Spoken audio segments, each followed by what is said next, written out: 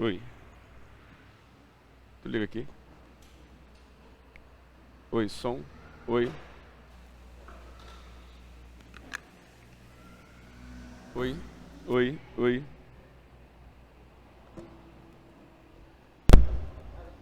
Tá.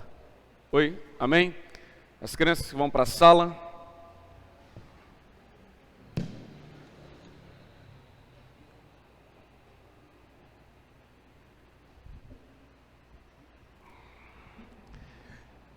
Amém, irmãos? Te convido a abrir sua Bíblia comigo em Romanos, capítulo 16. A gente pode dar para cá.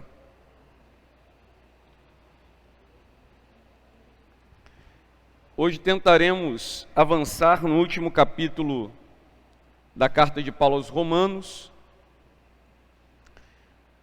Eu acredito que possivelmente essa é a nossa penúltima mensagem nessa carta.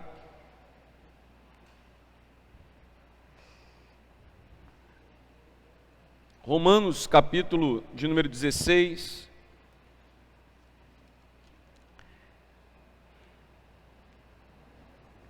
Eu quero ler com você do 1 ao 16, que diz assim, ó: recomendo-vos nossa irmã Febe, serva da igreja em Cencreia, para que a recebais no Senhor de modo digno dos santos, e a ajudeis em qualquer coisa que necessitar, pois ela tem sido o amparo de muitos, inclusive de mim. Cumprimentai Prisca ou Priscila e Áquila, meus cooperadores em Cristo, os quais arriscaram a própria vida por mim. Não só eu lhes agradeço isso, mas também todas as igrejas dos gentios. Cumprimentai também a igreja que está na casa deles.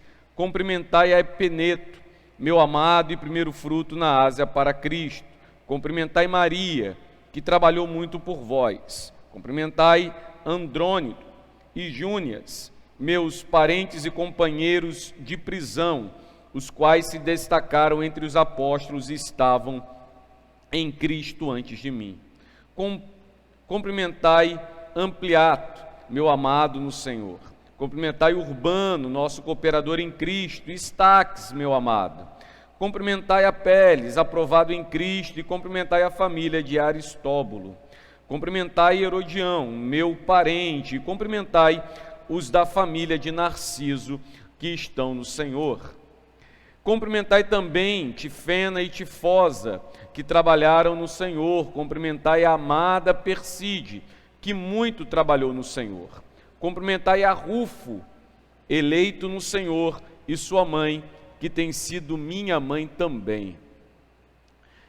Cumprimentai Asíncrico, Flegonte, Hermes, Petrobas, Hermas e os irmãos que estão com eles. Cumprimentai Filólogo e Júlia, Nereu e sua irmã, Olímpias e todos os santos que estão com eles. Cumprimentai-vos uns aos outros com um beijo santo. Todas as igrejas de Cristo vos cumprimentam. Vamos orar?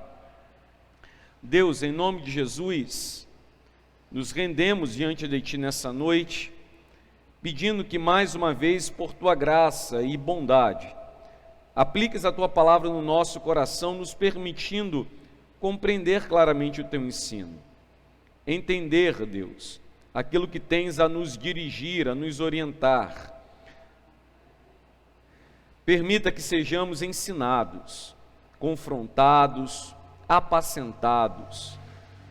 Deus, Tu és Senhor sobre os reis da terra, Tu és Senhor sobre os senhores e Senhor sobre o nosso próprio coração.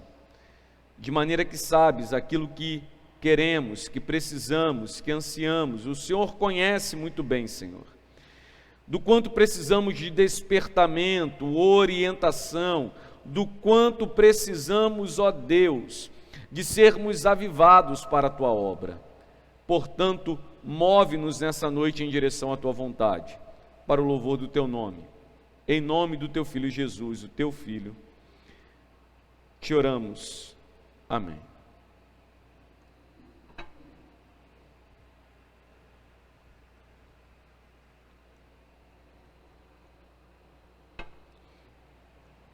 Desde o primeiro dia que a gente começou a expor Romanos, nós falamos da importância e da grandeza dessa epístola, da importância e da grandeza dessa carta.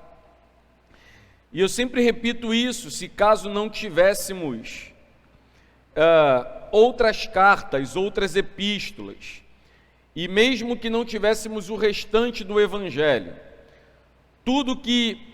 o que temos que saber acerca do Evangelho está muito bem posto, muito bem contido na carta de Paulo aos Romanos. E eu sempre digo que é natural daqueles que apreciam a exposição do texto sagrado, que querem moldar a sua vida à Sagrada Escritura, valorizar essa carta, valorizar o trabalho do apóstolo Paulo no cuidado da igreja de Roma, o seu empenho em dar a essa igreja todo o fundamento do Evangelho, resolvendo com isso os problemas que pudessem existir dentro da igreja, os problemas que pudessem vir a nascer da relação entre os irmãos.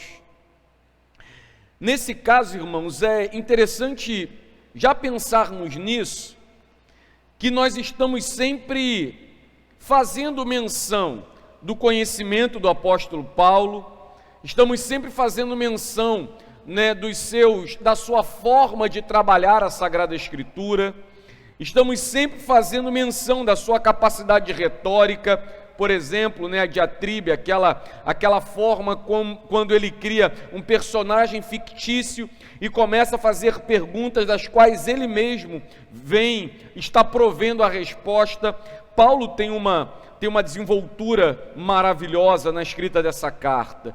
Ele ensina tudo quanto a igreja de Roma precisa saber.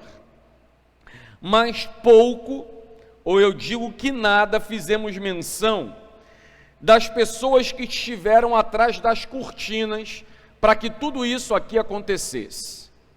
Para que tudo acontecesse, para que a carta acontecesse, para que a igreja acontecesse, claro, nós atribuímos isso a uma ação soberana de Deus. Deus é soberano, para fazer com que o Evangelho frutifique mesmo numa região onde não há apóstolo, como no caso de Roma, e ali cresça uma igreja poderosa, mesmo ainda sem a presença dos apóstolos.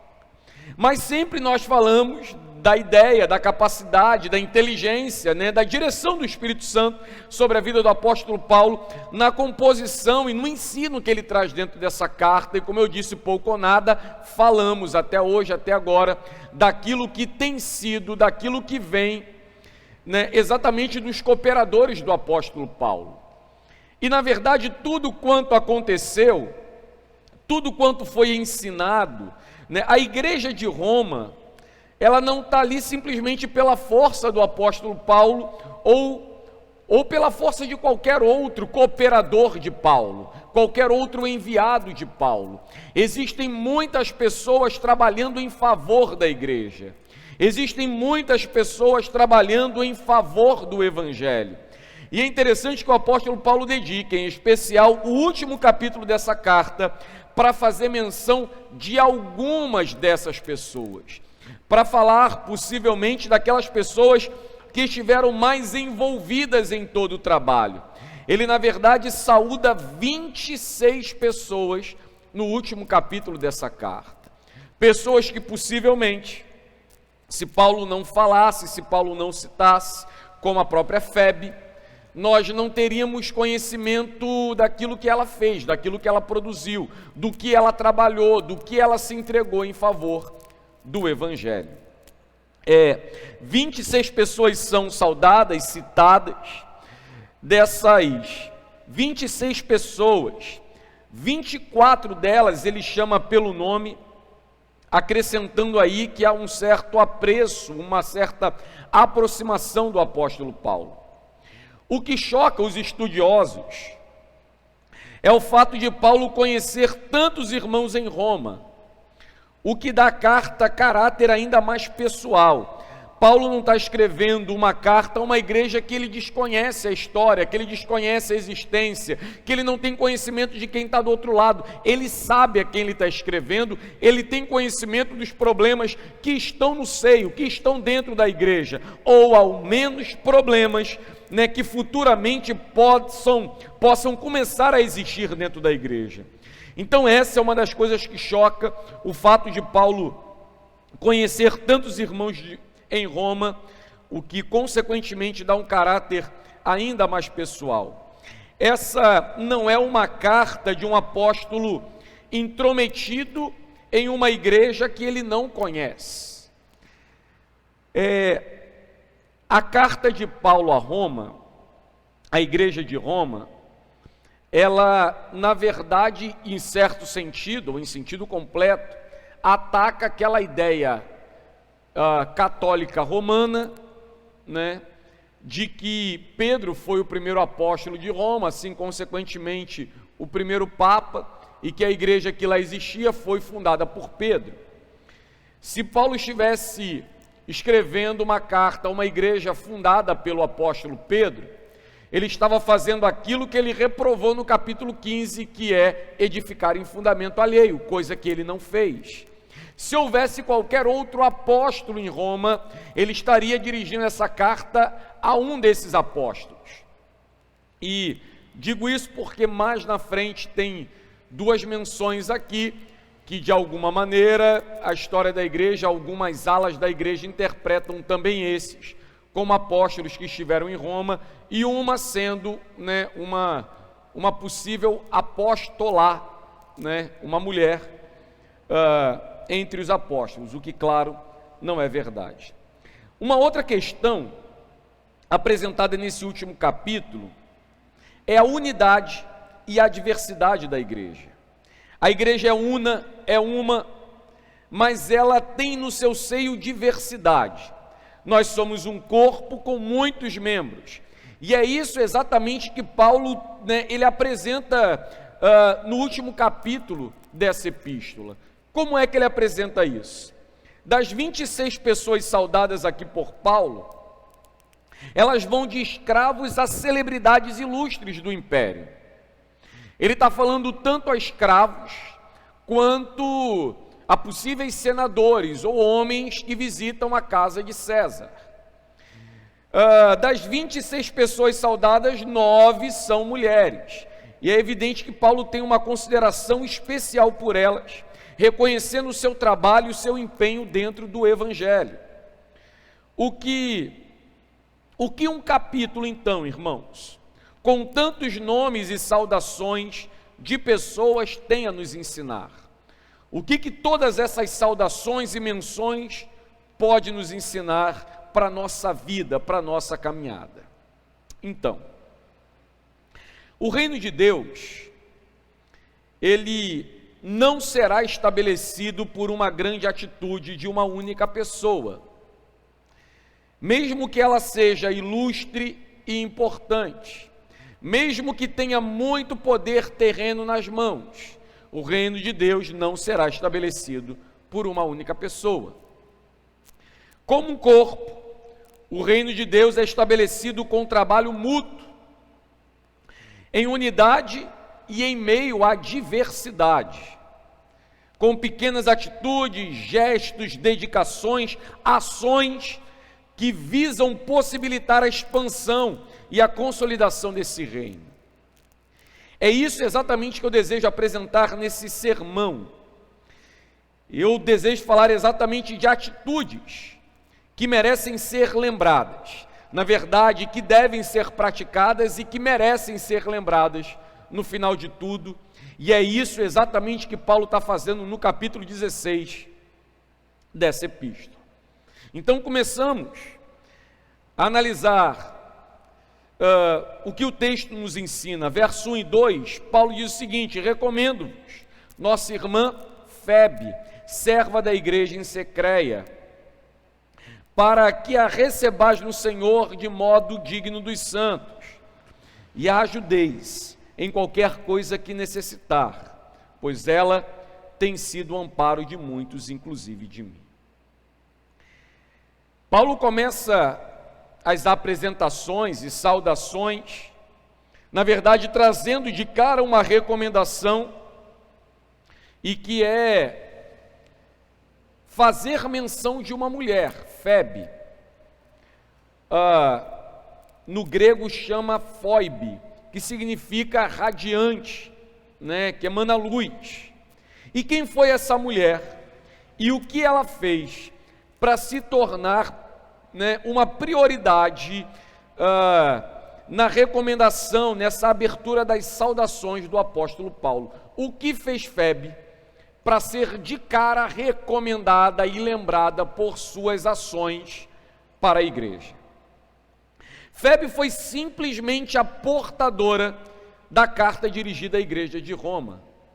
Febe foi simplesmente a mulher que levou essa carta, a principal das cartas do apóstolo Paulo, a principal epístola do Novo Testamento, certamente a principal epístola da Sagrada Escritura, de toda a Escritura. Foi ela responsável por conduzir essa carta, portar a carta e entregar essa carta em Roma. Ela tem Febe, então, quando é recomendada, quando é mencionada, ela o é por conta da sua responsabilidade, da sua importante responsabilidade. Para começar, essa recomendação de Febe é algo que acontecia naturalmente no mundo antigo entre os viajantes.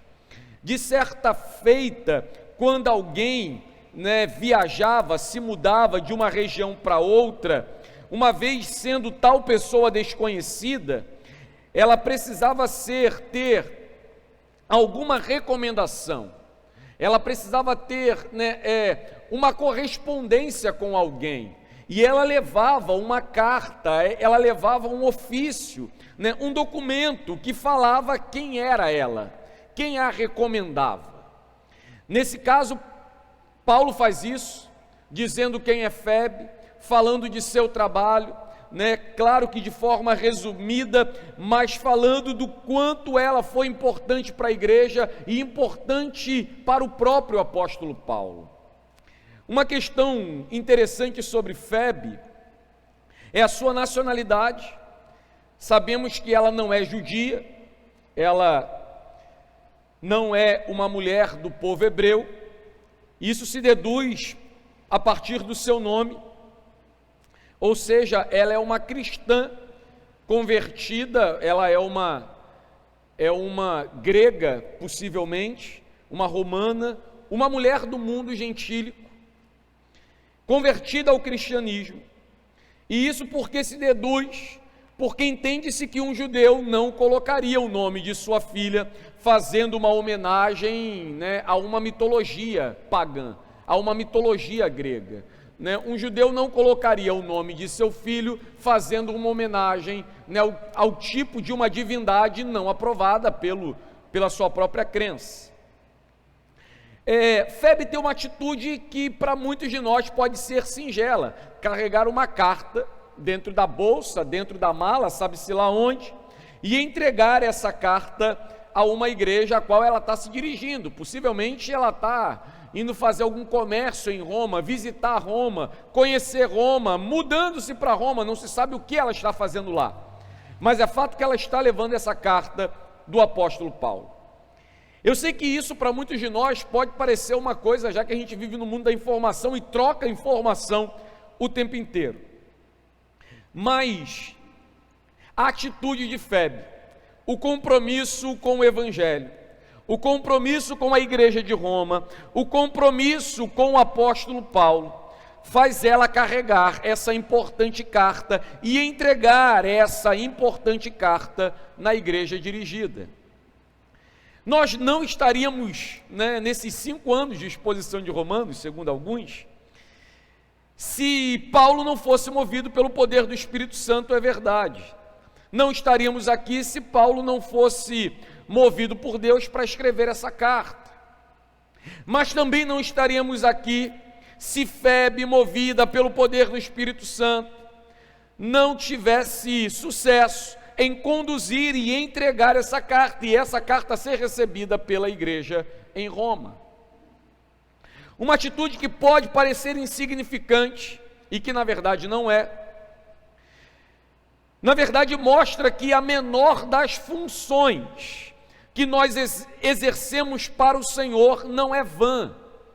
Como o próprio Paulo fala na primeira carta dele aos Coríntios, no capítulo 15, 58, no Senhor o vosso trabalho não é vão. Então a menor das funções que podemos exercer, Febe não escreveu nenhum tratado teológico, nós não temos ela sendo citada em nenhuma das explicações de Paulo sobre eleição, sobre rejeição, sobre justiça, sobre viver pela fé. Nós não temos Febe sendo narrada, descrita, ou o auxílio dela sendo mencionado em nenhuma parte da composição dessa carta. Não que ela não possa ter ajudado de alguma maneira, mas nós não temos nenhuma menção. Nós atribuímos ao apóstolo Paulo a escrita e a direção de toda a carta. Atribuímos ao apóstolo Paulo toda a construção teológica que encontramos, e que por sinal é maravilhosa, que temos em Romanos. E aí nós temos lá no final da epístola Paulo citando, recomendando uma tal Febe, que é nada mais, nada menos responsável de conduzir esse precioso tesouro, o evangelho à igreja de Roma. Então percebe que um trabalho que pode parecer insignificante tem completo significado para nós. Temos sido instruídos, corrigidos, consolados, abençoados através dessa carta. Crescemos em graça, em conhecimento, quanto mais mergulhamos dentro dessa carta. De fato, não sei quanto tempo estamos fazendo exposição em Romanos, mas se começássemos do zero novamente, certamente aprenderíamos novas lições sobre Romanos. É uma fonte inesgotável. E perceba que não somente essa carta, mas muitas outras cartas circulares, para que chegassem onde chegaram, contaram com o trabalho quase que invisível de diversos cooperadores que deram a sua vida, seu tempo, seu sangue, a fim de que o evangelho fosse plantado, anunciado, estabelecido. Além de portadora da epístola, Paulo a identifica como alguém que está servindo a igreja em Cencreia.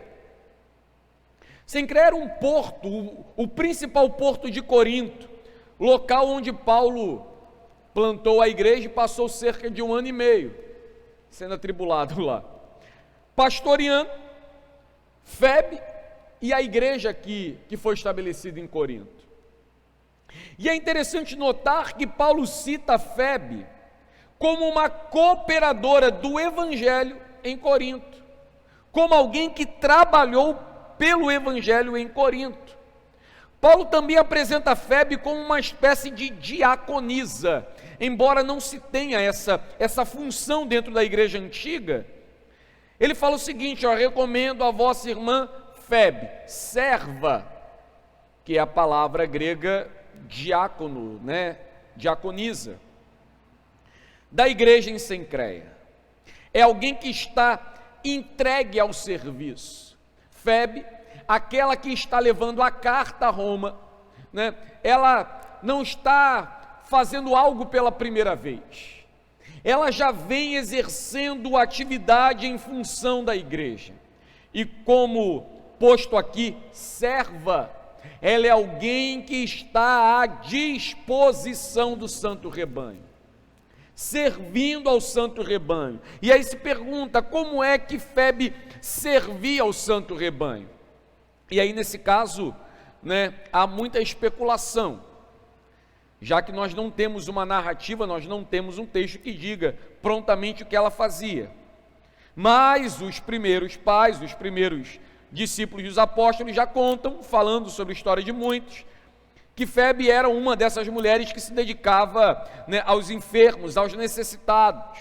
né, possivelmente portadora de uma condição financeira avantajada, ela se dispunha a abençoar e a servir a igreja com aquilo que tinha e a manter o apóstolo Paulo no meio de uma igreja muito problemática, que era a igreja de Corinto. Paulo então recomenda: recebais no Senhor como convém aos santos. Recebam ela, né? Acolham ela, como faz parte. A igreja está espalhada pelo mundo inteiro. Temos placas, formas litúrgicas, mas independente de placa, a igreja é uma. Nós entendemos isso. E os salvos em Jesus, os crentes em Jesus, precisam ser abraçados, né, como amigos antigos, irmãos, parentes próximos, mesmo quando, né, nunca tenham se visto ou conhecido. E Paulo está citando: olha, receba ela como é digno dos santos, como aqueles que professam o santo nome devem ser tratados. Irmão, deixa eu fazer uma menção acerca disso.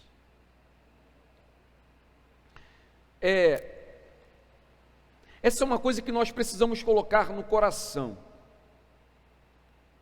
Nós sempre estamos em um mundo de consumo, onde nós queremos muita coisa, ter muita coisa, adquirir muita coisa, possuir muita coisa. E em contrapartida estamos indispostos a dar muita coisa, a entregar muita coisa, a servir com muita coisa. Olhando para esse texto, para o que Paulo fala para a igreja de Roma, como ela deve ser recebida, como é digno dos santos, a gente deve fazer uma pergunta: como alguém que carrega o santo nome de Jesus, como alguém que foi salvo pelo precioso sangue, deve ser tratado e recebido? Como devemos recebê-lo na igreja, por exemplo? Como devemos recebê-lo dentro da nossa casa?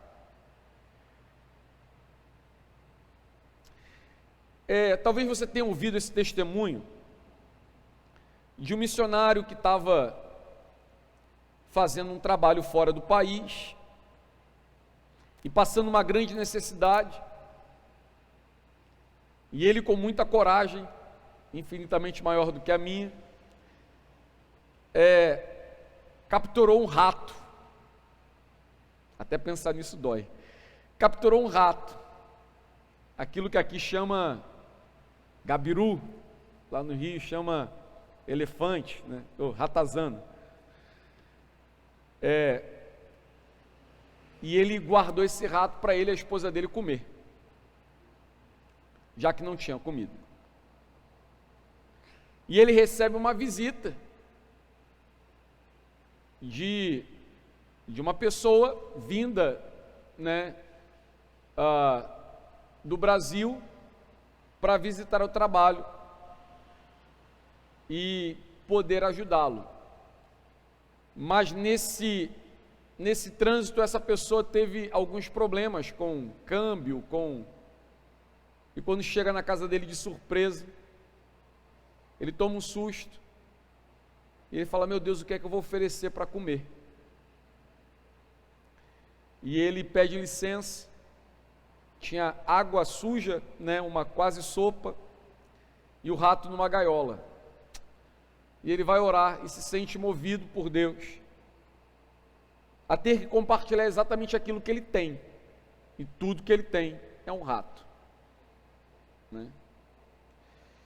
E ele faz isso, mas antes ele não oferece sem falar a verdade para aquele que ele recebe.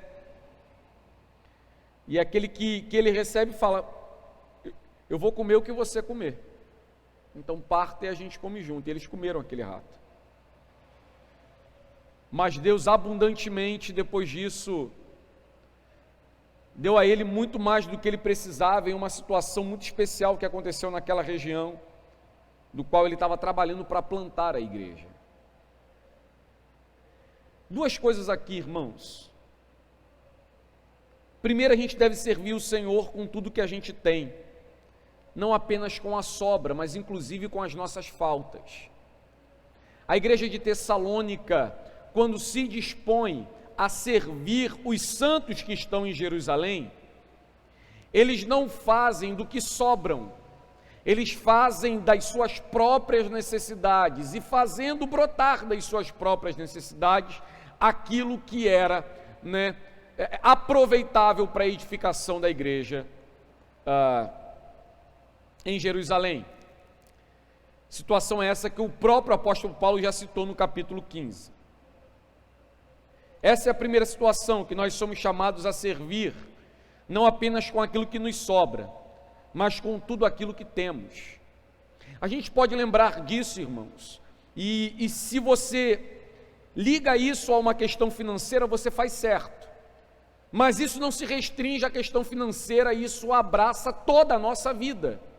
Tudo que somos e tudo que temos, porque nós somos chamados a servir a Deus, primeiramente com aquilo que somos, e depois com aquilo que temos. E em segundo lugar, como nós tratamos os santos de Deus que vêm a nós. Como nós tratamos os servos e servas do Senhor que se aproximam de nós. Paulo recomenda que ela seja recebida como convém os santos, e como se Jesus entrasse em sua casa. Como você o receberia?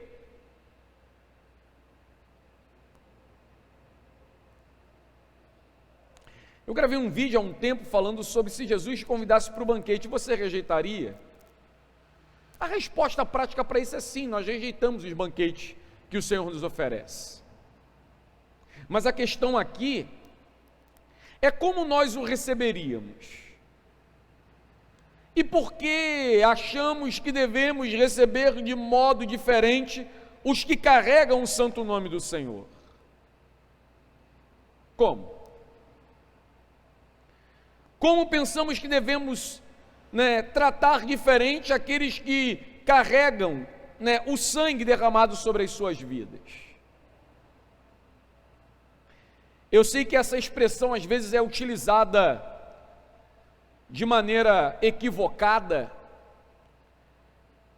A teologia da prosperidade distorce verdades bíblicas das quais, quando temos que falar e ensinar, nós ficamos com receios e restrições de fazer.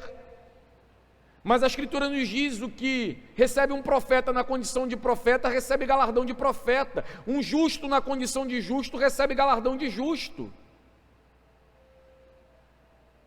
Nós não podemos fingir que isso não faz parte da Sagrada Escritura e que nós não temos ensinamento sobre isso. Lemos Provérbios e nos ensina que aquele que dá ao pobre empresta a Deus. Nós temos, por exemplo, um profeta que chega na casa da viúva e ela tem farinha e azeite. E ele pede aquilo que tem, ela fala: olha, só tem para mim e para o meu filho, faça primeiro para mim. Qual é a condição ali, irmãos? Eu vou aplicar isso aqui à luz do texto aqui. Receba um santo na condição de santo, servindo a Ele, recebendo Ele, acolhendo Ele com o melhor que você possa oferecer para a glória de Deus, porque é assim que os santos se tratam.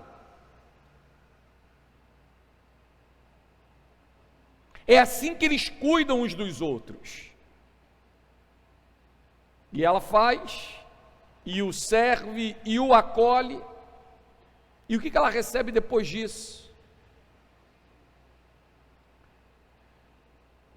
A farinha da panela, o azeite da botija, não vai faltar até que haja chuva sobre a terra.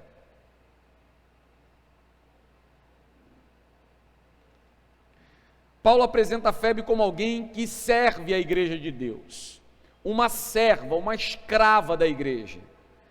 Desse modo, ela deve ser recebida de modo digno dos santos.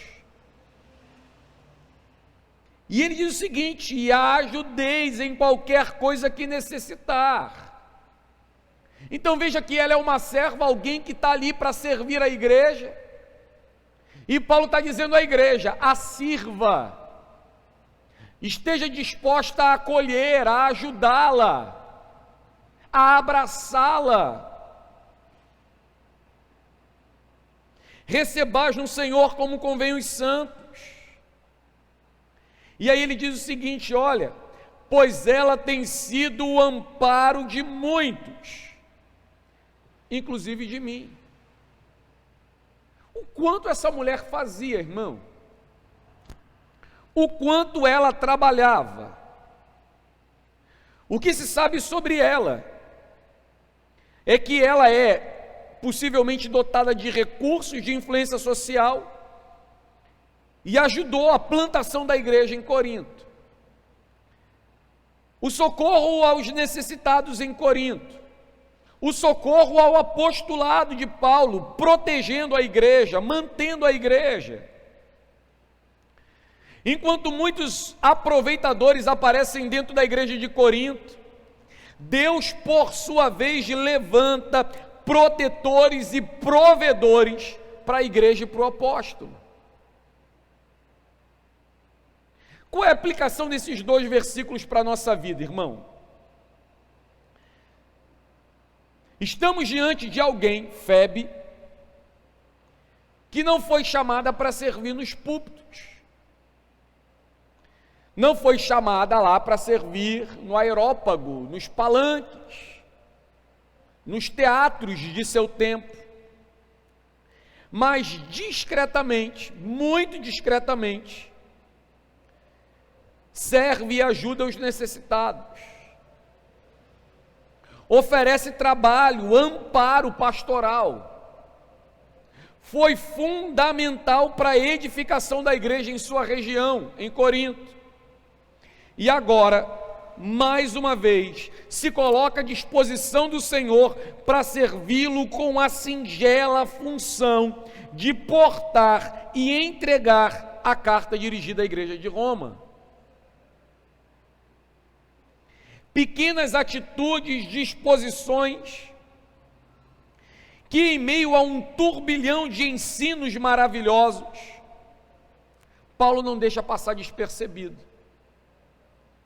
Em meio a tanto ensinamento, a tanta confrontação, a tanta consolação que surge, dessa carta, Paulo não deixa passar despercebido essas pequenas atitudes, disposições, trabalhos que fizeram tudo isso ter sucesso,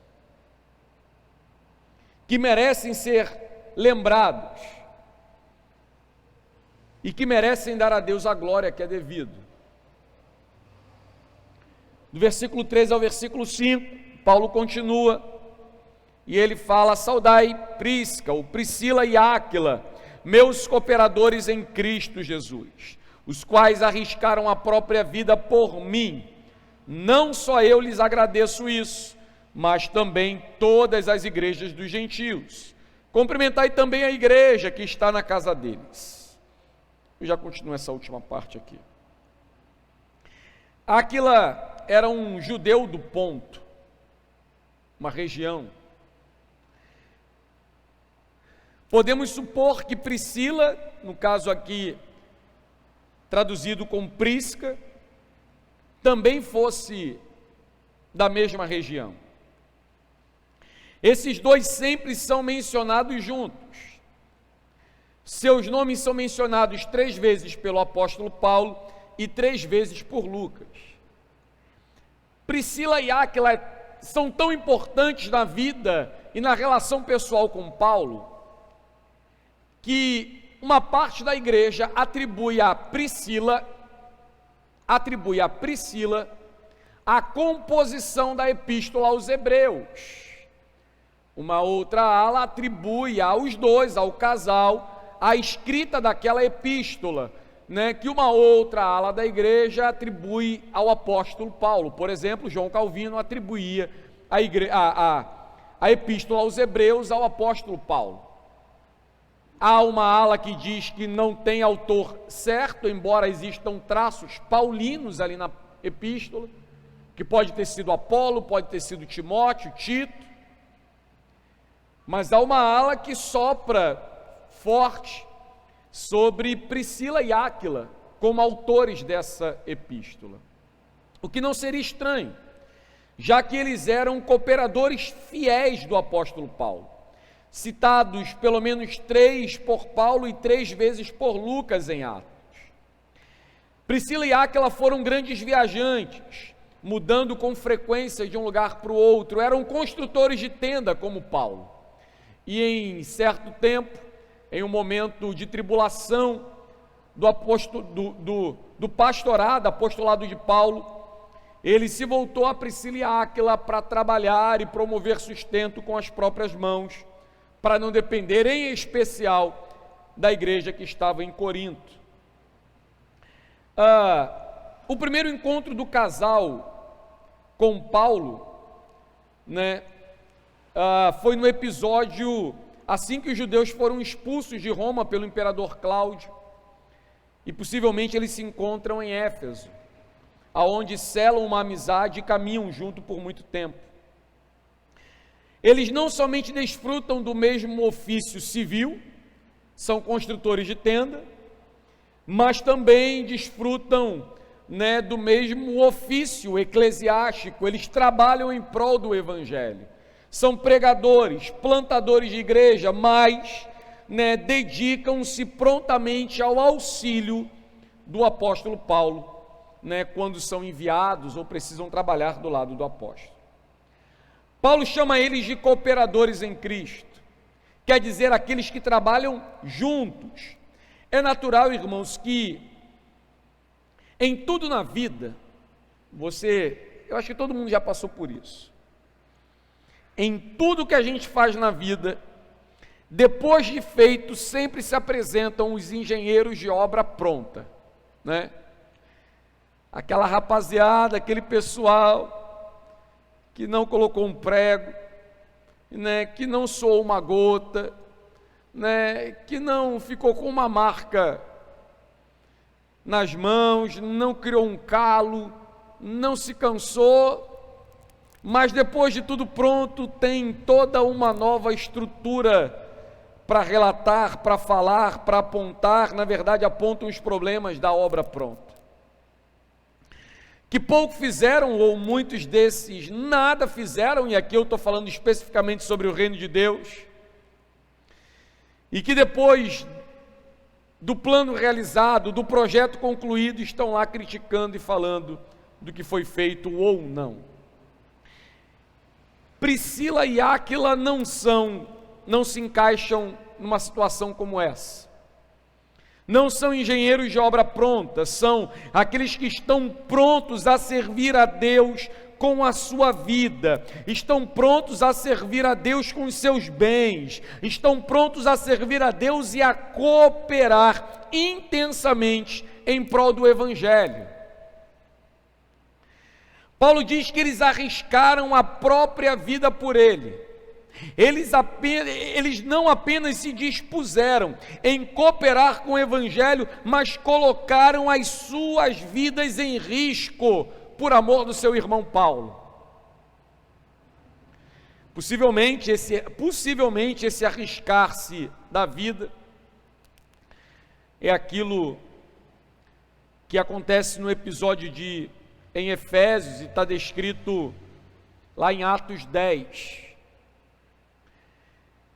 Paulo diz o seguinte: cumprimentai também a igreja que está na casa deles.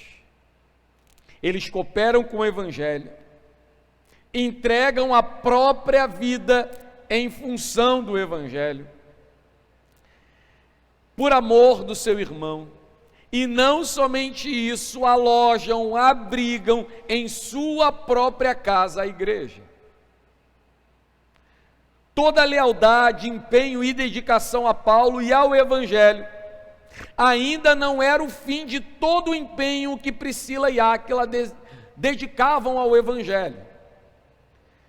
Abriram as portas de sua casa a fim de abrigar a igreja, de acolher a igreja, alojando em seu próprio lar, em sua própria casa, a igreja de Deus. Então Paulo saúda a igreja que se reúne na casa de Priscila e Áquila. E aí na continuação do versículo 5 ele fala: cumprimentai Epeneto, meu amado e primeiro fruto da Ásia para Cristo. Isso é uma coisa interessante que não é difícil de imaginar, né? Que todas as vezes que os cooperadores se reuniam, todas as vezes que os que trabalharam para a plantação do Evangelho na Ásia, faziam retrospectiva junto ao apóstolo Paulo, sobre a expansão do Evangelho, sobre como o Evangelho estava se expandindo por toda a Ásia, e agora inclusive chegando em Roma, eles olhavam para Epeneto, e diziam: tudo começou com esse cara, né? Tudo começou com ele. Tudo começou com esse primeiro fruto. Ele foi o primeiro fruto que Deus nos deu na região dominada pelo Império Romano da Ásia. E esse fruto frutificou prontamente, porque muitos, inúmeros, centenas, milhares de outros frutos vieram a partir desse. Então Paulo saúda o primeiro fruto, o primeiro convertido na Ásia para Cristo. No versículo 6 ele fala: cumprimentai Maria, que trabalhou muito por vós. Uma outra cooperadora, não se sabe que Maria é essa. Maria era um nome extremamente comum no Novo Testamento, e ele reitera aqui a sua gratidão, registrando a benevolência que essa Maria havia demonstrado para com a igreja. Paulo reconhece que a igreja não existe ali por obra do acaso, é uma obra de Deus, e é uma obra de Deus movendo e agindo a vida dos homens. A igreja não existe pela função, pela obra, pela vontade de um pastor, nesse caso aqui de um apóstolo. A igreja não existe, né, pela estrutura ou ministério muito bem plantado, organizado. Paulo reconhece nessas saudações e recomendações que a igreja existe, e existe pelo trabalho diário, voluntário, leal, de cooperadores que se entregam dia a dia na função de levar e propagar o Santo Evangelho. E é exatamente, né, pessoas que se movem em função do Evangelho, né, que se entregam em função do Evangelho, né, que abraçam a causa do Evangelho, que tendem a viver uma espiritualidade contagiante. Irmãos, aquilo que começamos aí a estudar na escola dominical e a ver na escola dominical, sobre a questão da espiritualidade. Muitas vezes o problema em torno disso é que nós estamos tão habituados e acostumados a receber, nos dirigimos a receber, vamos para a igreja para receber, nós queremos ser contagiados, mas nós não queremos contagiar ninguém. Queremos ser contagiados de alegria, mas não queremos contagiar ninguém com alegria. E aí, em muitos casos, em muitas situações, de muitas maneiras, somos levados até um sentimento anticristão, de quando encontramos pessoas que desfrutam de tal contágio, de tal alegria, de tal satisfação, de tal contentamento, de tal espiritualidade, olhamos com olhar cruzado, com desconfiança, para ser mais claro, com certa inveja daquilo que tal pessoa vem desfrutando e vivenciando.